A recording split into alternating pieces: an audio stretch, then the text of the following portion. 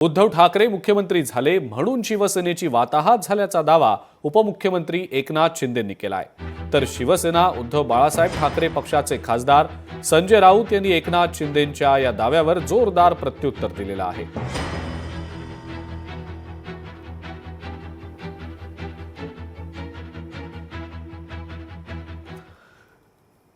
मगाशी रामदासबाई म्हणाले ते बरोबर आहे, खुर्चीचा मोह झाला आणि सगळं संपलं। त्या दिवशी रत्नागिरीच्या सभेतही ते म्हणाले, हे मुख्यमंत्री झाले नसते तर शिवसेना पक्ष फुटला नसता। कशासाठी काय मिळवलं बरं, कुणाला मुख्यमंत्री व्हायचं होतं? एकनाथ शिंदे हे त्या सर्व निर्णयामध्ये आमच्याबरोबर हजर होते आणि त्यांनी कधी विरोध केला नाही। त्यांचं मत फक्त त्यांना कोणतं खातं मिळतं आहे ह्याच्यावरच होतं। त्यांना मुख्यमंत्री व्हायची इच्छा होती, पण भारतीय जनता पक्षाने शब्द पाळला नाही म्हणून एकनाथ शिंदे मुख्यमंत्री झाला नाही। आणि काल ज्यांनी त्यांचा सत्कार केला माननीय पवार साहेबांनी आणि अजित पवार वगैरे सगळे, त्यांनी महाविकास आघाडीमध्ये त्यांना मुख्यमंत्री होऊ दिलं नाही। उद्धव ठाकरे मुख्यमंत्री करण्यामध्ये संजय राजाराम राऊतचा विरोध होता। थोडं मनमोकळी तुम्ही केसरकर साहेबांना बोला तर ते बोलतील खरं काय सत्य काय। नेमकं उद्धव ठाकरेंना मुख्यमंत्री बनण्याच्या अगोदर हे स्वतः स्वप्न बघत होते। आमदारांना फोन गेलेले सामनातून, पण जमायच्या टायमाला 5-7 आमदार बनले व जमले। म्हणून मुळात त्यांनी सांगावं की बाबा तुम्हाला खरंच उद्धव ठाकरेंना मुख्यमंत्री बनवायचं होतं का?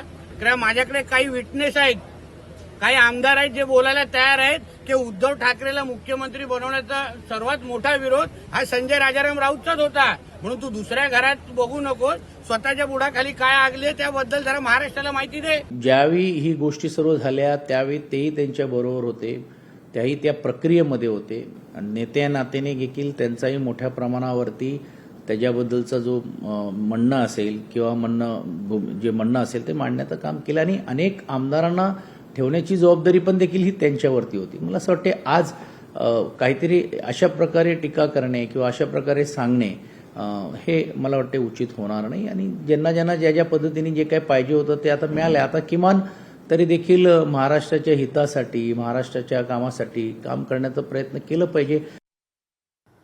शिंदेंकडे बोट दाखवून उद्धव ठाकरेंनी सांगितलं होतं की आम्हाला सामान्य शिवसैनिकाला मुख्यमंत्री बनवायचंय, असं प्रत्युत्तर आता राऊतांच्या आरोपांवर मंत्री शंभूराज देसाईंनी दिलेलं आहे। संजय राऊतांना 5 वर्षांनं आताच हे का सुचलंय, एका रात्रीत असं नेमकं काय घडलं, असा सवालही देसाईंनी राऊतांना केलाय। संजय राऊत आता बोलतायत पवार साहेबांचा विरोध होता, मग 5 वर्षांपूर्वीच ते का बोलले नाहीत? संजय राऊत अजून सुद्धा पवारांच्या मांडीला मांडी लावून बसतात, असा हल्लाबोल शंभूराज देसाईंनी केलाय। 5 वर्षांना सुचलं का बोलायचं? संजय राऊतांना 2019च्या विधानसभेला 15 दिवस आम्हाला ठेवलं आणि आमच्याकडं असं बोर्ड दाखवलं।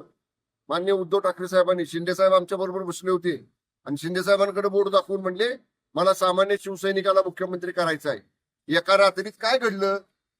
आणि जर तुम्ही संजय राऊत आता म्हणतायत ना पवार साहेबांचा विरोध होता, 5 वर्षात का नाही बोलला?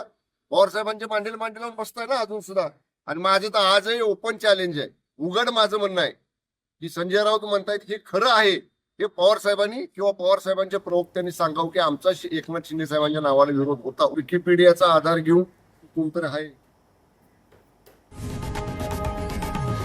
लोकशाही मराठी ऐका, पहा, जागरूक रहा।